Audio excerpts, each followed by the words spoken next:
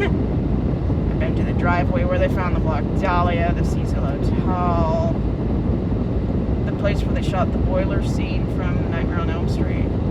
Yeah, wasn't that like it was a public building? It's a really old warehouse, of course, on Lacey Street, the Lacey Film Productions. Yeah. It's just an old warehouse, but they filmed Saw and a bit of Saw 2 in there.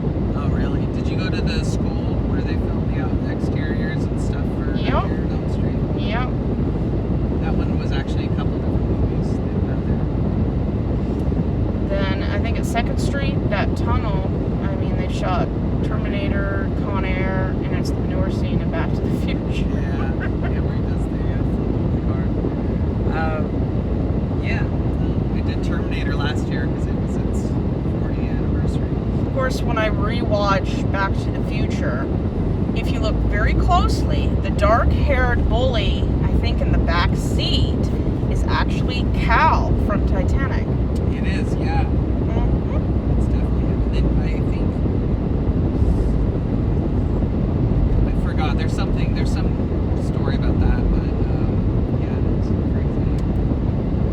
I always felt sorry for Michael J. Fox filming the first 2 movies. Why is that? 'Cause He filmed Family Ties Oh, during the that's day right, and yeah. Back to the Future at night. That hey, poor kid had no it must be sleep. hard.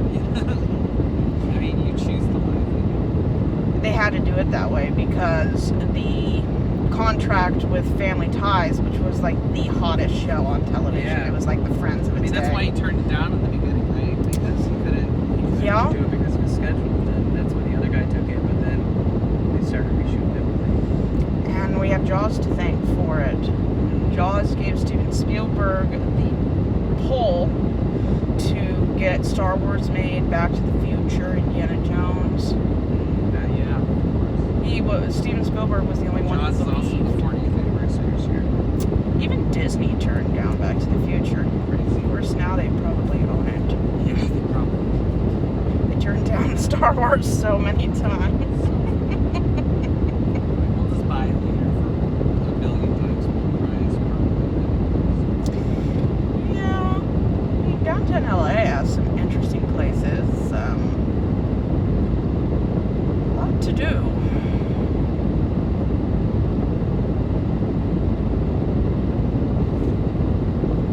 A lot of the hotels.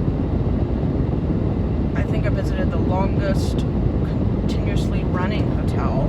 Oh, yeah. Then I went to another one where they shot some scenes, I think from Saw, and I think someone got murdered outside. Yeah. Not while they were filming. I think it was this Skid Row slasher. I made a joke about it. Are you sure it's not the hash-slinging slasher from SpongeBob? The Cecil Hotel, that one's scary. Yeah. 16 people. Well, it's not scary to me because 14 of them checked in to unalive themselves. It wasn't really a mystery. 2 of them ended up in the water tanks. Yeah, I wouldn't drink that water, so it paid me. The creepiest part, in my opinion, is that Richard Ramirez lived in there. Oh, really? The original Night Stalker. Yep. He came out of his hotel and he got a few neighborhoods over, and then the entire neighborhood did a citizen's arrest. I think it was a Hispanic neighborhood. And they all sat on him until the police got there. He was a creepy guy. He was the guy with the pentagram on his palm.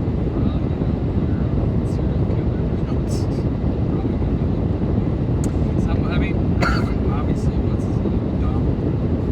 I've been to his house is gone. Yeah. But the apartment complex is there. It's just an empty lot, parking garage thing. But, you know, I've been to a lot of interesting places. North Elm Street, if you're ever there, Menendez Brothers.